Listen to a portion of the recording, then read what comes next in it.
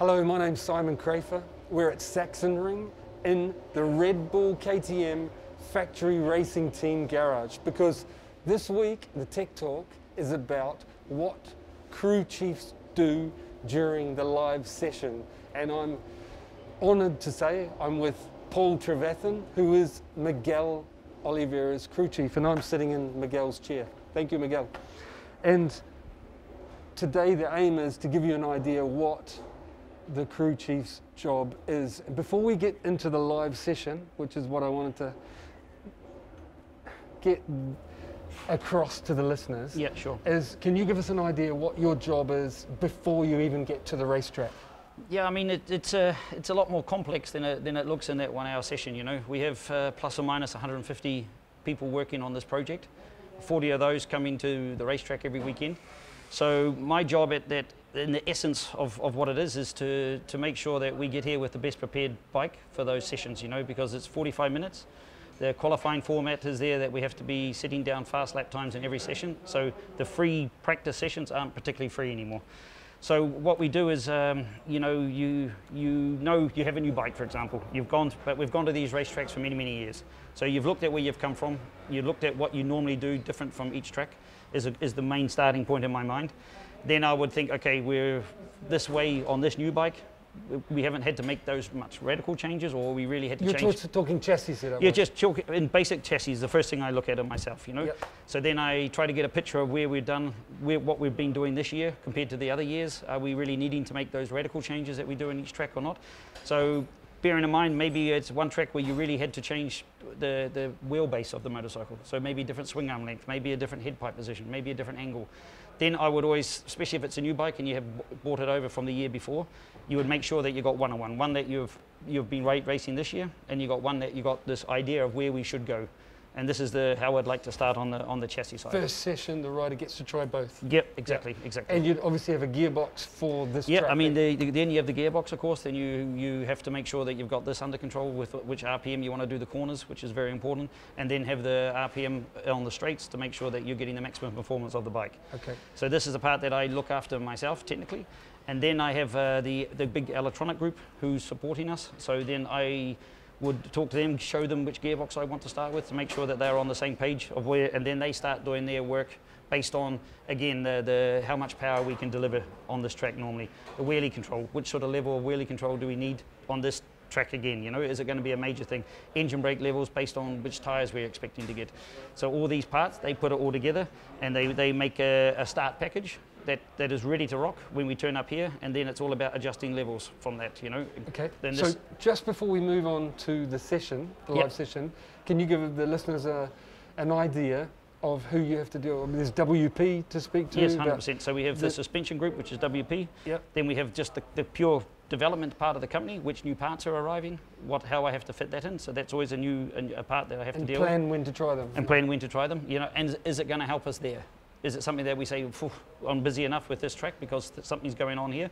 Maybe we delay that a week or something like this, but you have to keep those guys happy because they're working flat out in the background trying to make a better motorcycle for you. And then in our own team side, so outside help, it's of course Michelin send us the tyre allocation.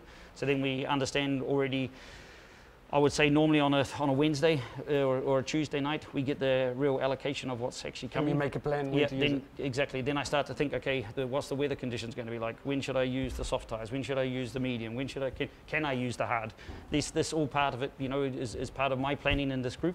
Okay. And then we have the technical background who are also involved in chassis. They come up with their ideas. Hey Paul, we're thinking about this, what do you think? And it's my choice then to say, okay, I implement it now or I don't do it. So this is also part. So there's a lot of guys in the background who are really helping me make the starting spec. But in the end I have to have that feeling, and of course I would have spoken to the rider, what he's thinking based on how the bike's been going. Do we need to go somewhere extreme? Are we happy where we are? What does he want to improve? Yeah, what does he want to improve? Yeah. So this is also part of everything. Okay. And then, you know, we're coming to the track. We get here on a Tuesday. You know, we all arrive on a Tuesday. Wednesday we build the box. The guys start to strip. So both motorcycles are stripped to nothing every week. So, and then they start building them up, ground up to the specification that I wanted in. So this is something that, you know, that's why we, you know, when say, shit, you're there for 5 days. Why? You know, but this is the whole process that happens every single time. So there's mileage parts that have come up in mileage. So the mechanics are taking care of the mileage. They're talking with the spare parts guy. He's making sure everything's in the stock in the truck and make sure all the stuff is all coming together. So it's a massive complex of people trying to get you somewhere. And for me, I always find the hard work the more hard work you do at home, the more prepared you are here and the more freedom you have to worry about the real problems, you know. I don't like to run behind myself because you always feel like you never catch up. And there's so many people always trying to help you that you need to have them in their place a little bit at the beginning, you know. So then you can pick and choose and you understand what they're doing, you understand what they've got ready for you, and then you can bring it all together. Okay, that brings us perfect to, right, the lights turn green. Yep. And the rider heads out, you know, and he's going to try one of those bikes setups that you've chosen. Yes. And then he comes back in, and what my idea was to fire to you. Okay, he sits back down here and goes, for example, it won't turn. We're at Sachsenring, and there's lots of turning it. Paul, it doesn't turn. Okay. You know? So what would you? What I'll first do is then I'll say, okay, is it a general problem, mate, or is it any of the corners in particular, especially if we're looking at Sachsenring, you know, we have the downhill sector, so is it more here? It's the big long turns. The big long turns, okay. And how's the balance? Are you feeling a little bit high on the front? Are you feeling low? You feeling like there's loading in a wrong way? Yeah, it feels high at the front. Okay, all right, listen to me. I'll checking with the data. It looks like we're a little bit high on the front stroke. So let's take some preload off and just see if that helps us first. Okay, so that's preload off the front springs. Preload off the front springs. Which will lower the front a little. Yeah, or and give it a little bit of free position. play there. Exactly, yep. Okay, cool. And so I head back out, or Miguel heads back out, comes back in and goes, Paul, it's got no rear grip, you know, on the edge. On the edge. Because at Sachsenring there's big long turns and you're always on the edge. I can't open it, it's going. Okay, and when you get it picked up, it catches the grip then, or it continues to spin? It drives really good, it's just got no edge grip. Okay, so let's go down on the rear spring.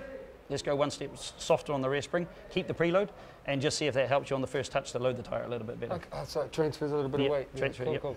Okay, for example, now I'm coming off the turns a lot better, and the thing is shaking like crazy. Like it's getting really unstable. Okay. So we fixed the edge grip. But now my feeling is, looking at the data, we're too low in the stroke now on the main. So then your front is coming light, and you're getting this instability from this. With that softer spring. With that softer spring. So let's add some preload onto that rear spring that's softer, and see if we can get the balance back this way. Okay. And I should point out to the viewers that you have, I always notice crew chiefs have a picture of their bike, and know all the settings in front of you. Yeah, sure. We always work with a clipboard, and I have my base setting always here. And mentally in your mind, you always have the notes of what you think you're going to come up with in the problems. You know, that's why, again, you only have this 45 minutes. So the information is on the track. It's not in the box listening to the rider. So the idea is to get them back out as fast as possible. Then you get the data, then we can analyze it better in between the events. But I need the information to think, my original plan, did it make anything better? Did it make anything worse? So this is the key, is to get them out, you know. So the data guy's always on it. As soon as the bike's downloading, he's writing down the information that I like to have, example, the strokes, the maximum, the minimums, the temperatures of how the bike is running with the oil in the water, the brake disc temperatures. These things are always running in the background beside me. Okay, so for example, I come in and complain that the brake's spongy. Yeah, exactly. Well, this you say, okay, first of all, I'd say bleed it, but then I'd also, Pete, what is the running temperature of the disc? Hey, Paul, we're too cold. Okay, put some covers on.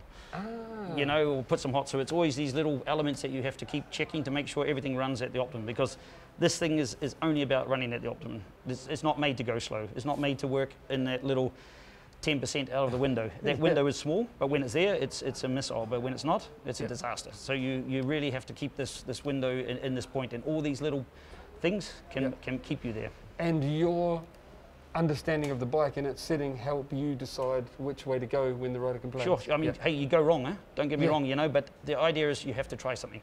Because then you get the information. And then you can go the other way. Yeah, exactly. And that's, you know, generally I tend to do based on my feeling, unless he's listening and he highlights, hey Paul, no, the stroke is way out. You got this. You're not where you want to be, you know, because the computer guys, the data guys, can tell you exactly that the stroke's in the wrong place. Exactly. Okay. Or at the same time, my strategy engineer, the electronic guy, is looking at what his part of the deal is happening. So many of these comments you say are based on your pure feeling of the bike. I'm thinking of on the chassis point of view. He goes deeper into the data and he says, Paul, I've got a problem with the torque delivery. it's not on time, or it's too much or too less. That's just causing the spin. So these guys are always woof, woof in my ear, letting me know that they can also do something. The suspension guy, you know, Ollie, like many times with my suspension guy over WP, we come up with a base plan. So I know what spring rates I've got ready on different shocks. We have 6 shocks, for example. 2 are in the bike, 4 available with different settings. And can be a top-out spring, can be spring and preload combinations, can be the damping, harder or softer or whatever.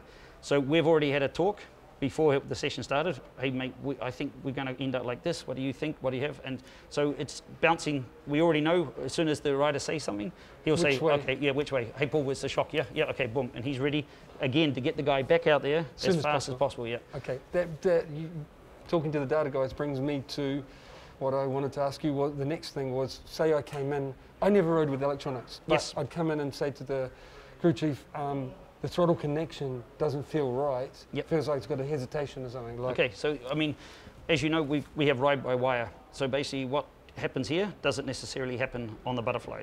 So we control that. So sometimes we get that wrong, which is, you know, we don't expect them to open that aggressively, or he's open way more smoother. And what we're asking from the bike is not what he's getting here. Gotcha. So especially in the electronics, you need to keep the connection from here to the rear wheel to the arse. Yep. This is the sensor of the rider, you know, and this part is super important, and you make sure that the electronics is giving not confusing that feeling, you know. Yep. So this is part of, like you say, many times these little things happen, and it's just purely the electronic settings that you can help and change around. It's not so much something of a chassis, but that's again, these guys are always there checking this stuff, understanding what's going on, and we can change all these things. The amount of changeability in the electronics is mindless. It's unbelievable. Okay, so before we move away from electronics, what are the parameters sort of thing? Is it I mean, the riders often talk about wheelie control. Yeah. I mean, the classic ones we do here is, of course, you've got wheelie control. We call it RTD, which is how much power we're actually giving them in each gear. Yeah. And then you have the engine brake.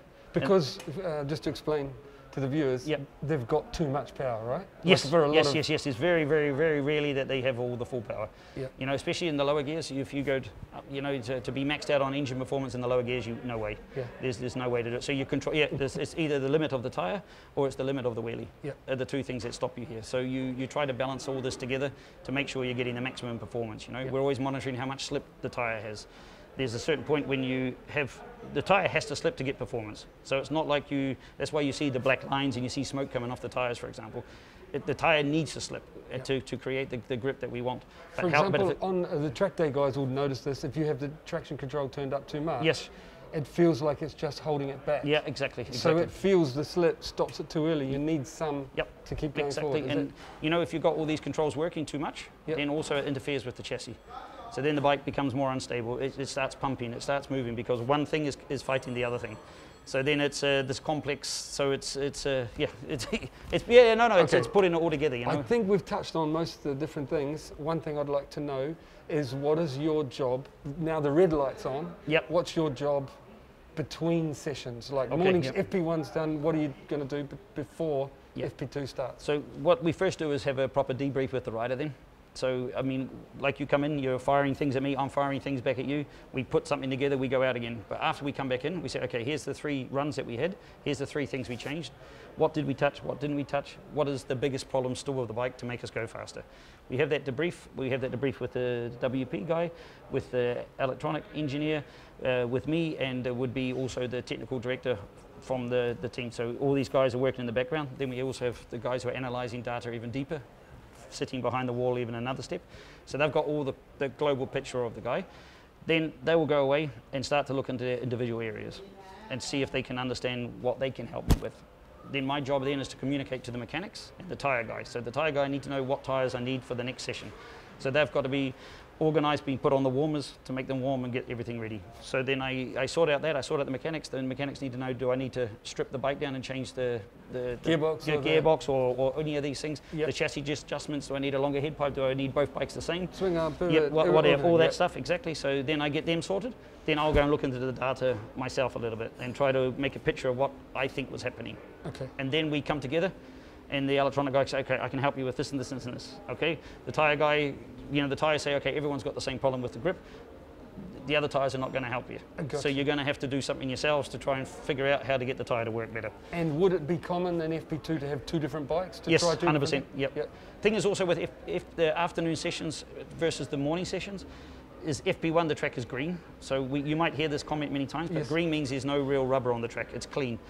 And the thing we notice, especially with the Michelin, the more rubber goes down, the better the fairlane comes. You know, the tyre makes a chemical reaction in it when it starts to work. So FP1 is more, you can't really go too deep into really setting up the fine tuning. Because a lot of the problems might just be grip. Voila, exactly. Yep. And the grip is hiding. If you don't, these tyres are not working in a window, Yep. nothing works. Okay, so then you're trying to just understand the general balance of the bike. Yep. Is it working here? Is it really just off brakes without touching anything? It's just running wide, or these type of comments? Then that's something I can help without having the grip, because it's purely just the Bike original setting is not working. You know, Cool. so and then. But then as the days go on and the sessions get more rubber gets down, you get faster and faster. But then we have the morning and the afternoon sessions. And the rate temperature. So this is another big part. So FP2 Yep. and FP4 are the only times that you have some sort of time when you're going to be racing. Yeah. So if Yep. you've got a 20-degree difference, Yep. trust me, on these bikes it makes a massive difference how they work. So you're more focused then to try to make sure that the bike is getting ready to be raced. And choosing the right tyres. And choosing the right tyre. So this is the time where you have to really explore, do I need to try the hard rear now? Yep. Is that going to be something that we have to worry about tomorrow? Because also with the tyres, I have to make the plan for the day after, only 2 hours after the end of the second practice. Then the fitters need to know what they have to put on, and I cannot change that. So if I make a mistake in not planning and have a tyre on You got to fitting, live with it. you got to live with it. You got to, the whole next day you have to deal with it. Yeah. So Yeah. it's another part. Hey, Paul, I really appreciate your time. Massive thank you No problem. for giving your insights. Big thank you to Sebastian and all at KTM for letting us do that. I hope you've enjoyed, like how I have. We'll see you in Assen for the next Tech Talk.